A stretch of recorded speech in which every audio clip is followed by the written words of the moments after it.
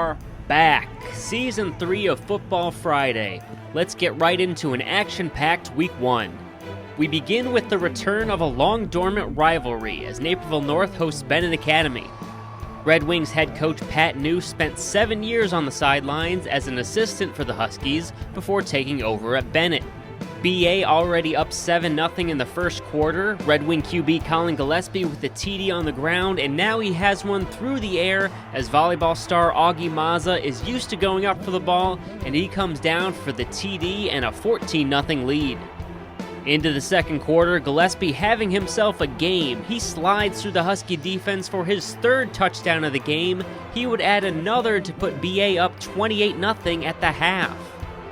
North finally getting into a groove in the fourth quarter. Matt Mashmeyer takes the pass from Anthony Gabrione before bobbing and weaving his way into the end zone to put the Huskies on the board. After a couple turnovers and an onside kick, North trails 28-14 when Gabrione throws up a prayer and has it answered by Matt Mashmeyer, who rips the ball away from a Red Wing defender in the end zone for a touchdown. It's a one-possession game. But the Red Wings recover the ensuing onside kick and hang on for the 28-21 win to start the year 1-0. Let's move across town to Waubonsie Valley. The Warriors with a tough test to start the season with Oak Park River Forest in the house. Dub V took this matchup 21-14 in Week 1 a year ago.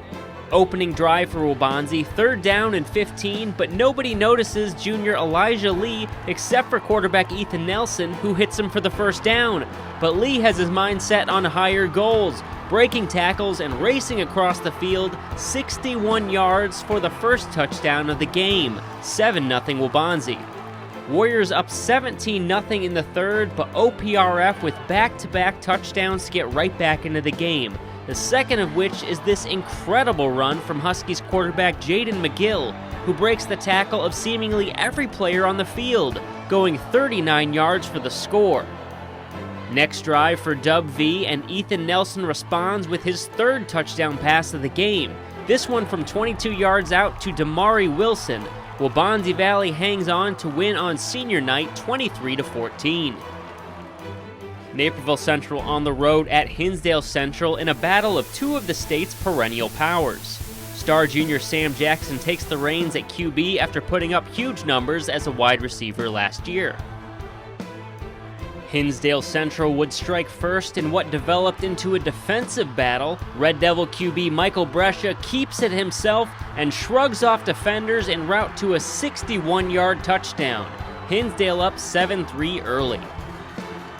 In the second quarter, Naperville Central in the red zone, Sam Jackson finds Trevor Simpson in the flat for the go-ahead touchdown. Or so they thought. A holding penalty brings it back and forces a Red Hawk field goal and a 7-6 deficit at halftime.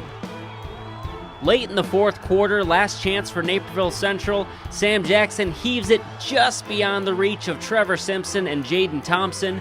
Hinsdale Central hangs on for a 14-6 win.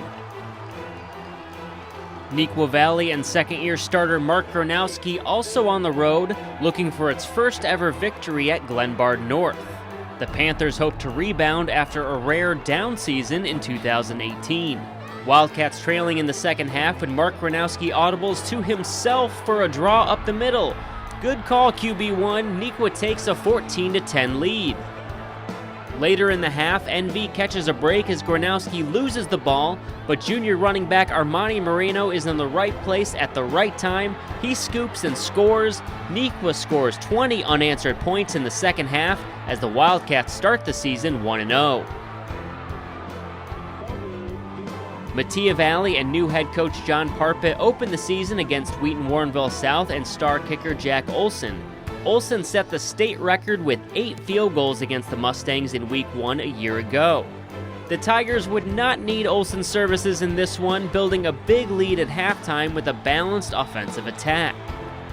But the Mustangs did have the most explosive play of the game as dynamic running back CJ Wilcox breaks off an 80-yard touchdown run down the sidelines to pay dirt. Brighter days lie ahead for this Mattia Valley squad as Wheaton South cruises in the opener. Week 1 is in the books, so let's take a look at the DuPage Valley Conference standings. And hey look, there's DeKalb. The Barbs are full-fledged DVC members this year and picked up a win over Lake Park in Week 1. Neuqua Valley and Waubonsie Valley sit in a tie for first at 1-0.